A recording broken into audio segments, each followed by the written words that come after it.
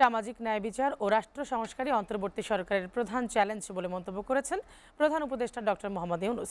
সকালে রাজধানীর সোনারগাঁও হোটেলে সেন্টার ফর গভর্নেন্স স্টাডিজ আয়োজিত বে অব বেঙ্গল কনভারসেশনে এমন মন্তব্য করেন তিনি। বিশ্ববাসীর প্রতি বৈষম্যমুক্ত সমাজ গড়ার আহ্বান জানান। সংলাপে আগত বিদেশি অতিথিদের ঢাকার রাস্তার জুলাই আগস্টের গ্রাফিতিগুলো দেখার আমন্ত্রণ জানান ডক্টর ইউনূস। তিনি বলেন, এই অঞ্চল জলবায়ু হুমকির ক্ষেত্রে সবচেয়ে ঝুঁকিপূর্ণ। প্রধান উপদেষ্টা বলেন, তারুণ্য নতুন বাংলাদেশের জন্য কাজ করবে, বিদেশিদের নতুন পৃথিবীর জন্য কাজ করার আহ্বান জানান। নতুন সভ্যতার জন্য কার্বন নিঃসরণ, দারিদ্র্য এবং মুনাফা মুক্ত পৃথিবী গড়ার ওপর জোর দেন প্রধান উপদেষ্টা।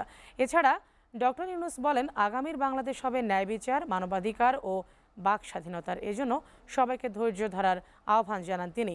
আজ থেকে শুরু হওয়া CGS এর 3 দিনব্যাপী সম্মেলন চলবে 18 নভেম্বর পর্যন্ত। এবারের থিম নির্ধারণ করা হয়েছে এ ফ্র্যাকচার্ড ওয়ার্ল্ড। সম্মেলনে 80টিরও বেশি দেশ থেকে 2 শতাধিক আলোচক, 300 জন প্রতিনিধি এবং 800 জন অংশ নেবেন।